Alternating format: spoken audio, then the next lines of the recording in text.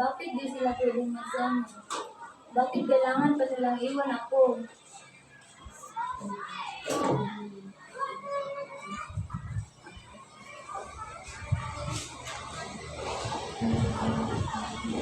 Hello, ako. Sabi na, yung kapitbahay natin na tutulong na. Kailangan ko lang ipahinga ang mata mo. Tatapusin ko lang itong binabasa kong kasaysayan mula. Sulit kasi namin bukas.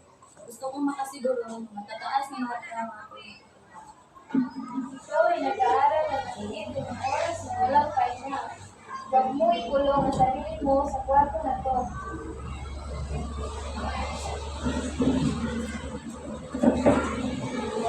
Habang binabasa ko ang pinag-aralan namin sa paaralan ng Pilano, parang ang bahay hindi tumatahimik. Habang ang aking isip ay busy sa pag-memorya ng dated past, wala akong narinig kahit himig ng aking mga magulang.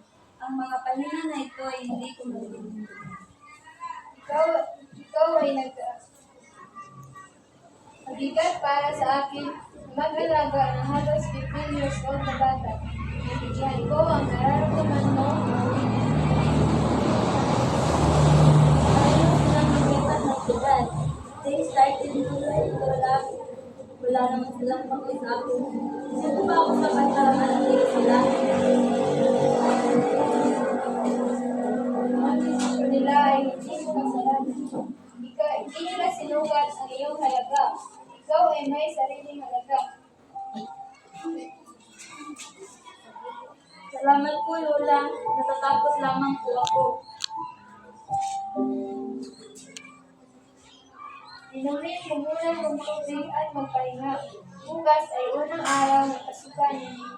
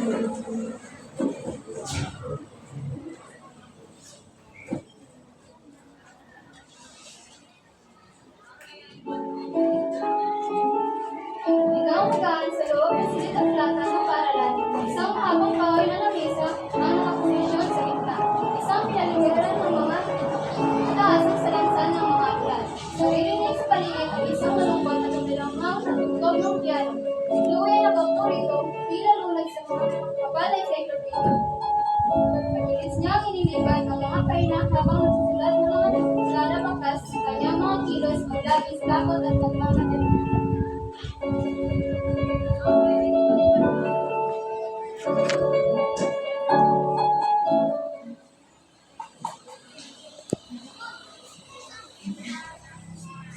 Hey, Chloe, alam ko may kita-kita dito. Hindi naman tutunog ang batingaw sa susunod na 20 minuto. Nanatili ka pa rin bang mag-aral para sa historietas? Kailangan ka pag-aralan ng buong pangyayari ng digmaan, Sarah. Hindi ko na mahabol ang dalawang subject na yun. Nung nakaraang gabi kasi, hindi ako makapokus. Kapag hindi ako makakuha ng perfect score, ang ating marka ay maaaring bumaba. Chloe, tigil ka muna. Tignan mo ako. Ikaw na nga ang may pinakamataas na grado sa klase. Ano pa ba ang dapat mong patunayan? Hindi mo naintindihan, Sarah. Gusto kong makakuha ng mataas na marka.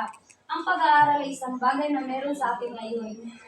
Kapag ang ating grado ay babagsak, tuluyang buwang mundo ko. Tungkol ba ito sa mga magulang mo? Ganyan din yung naranasan ng pinsan ko noong nakaraang taon.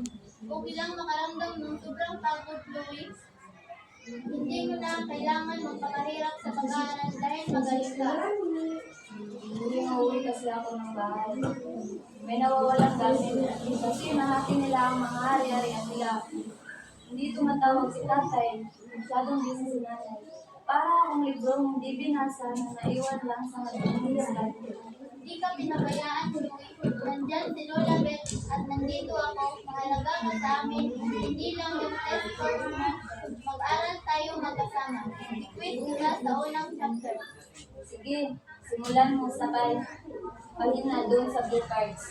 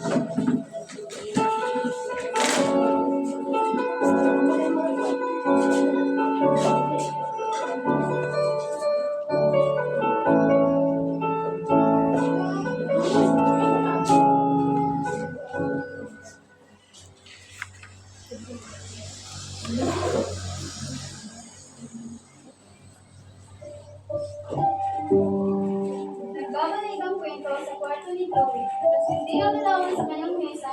Ang kahunong mga lumang larawan sa tulog ng mga akirasi. Nasara at natatakpan na kalinis ng tela. Nakatayo si Chloe sa tabi ng kanyang mesa. Hawak sa salyado puting sobre mula sa paralan.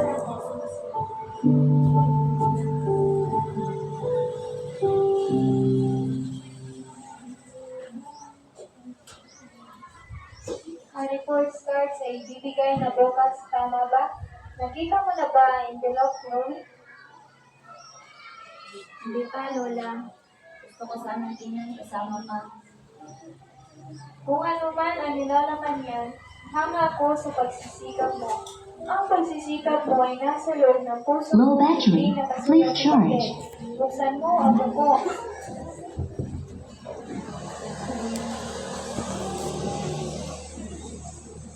Ano ang ibig sabihin niyan, Chloe? First honor, Lola. A flat 95 in history and 96 in English. May nakatatag na note mula sa principal. Nominado ako para sa academic scholarship sa susunod na semester.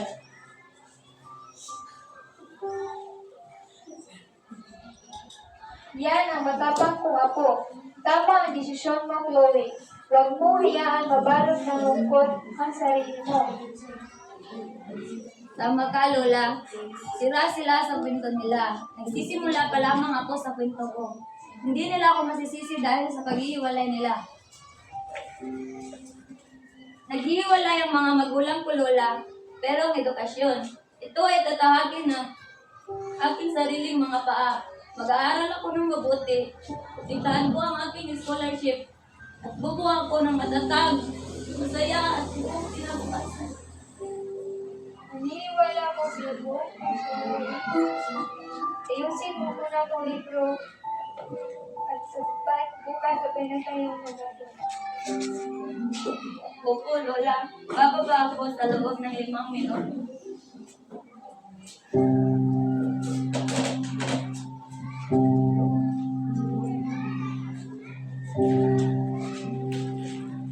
At dito nagtatapos ang aming pagtatanda ng tungkol sa broken family.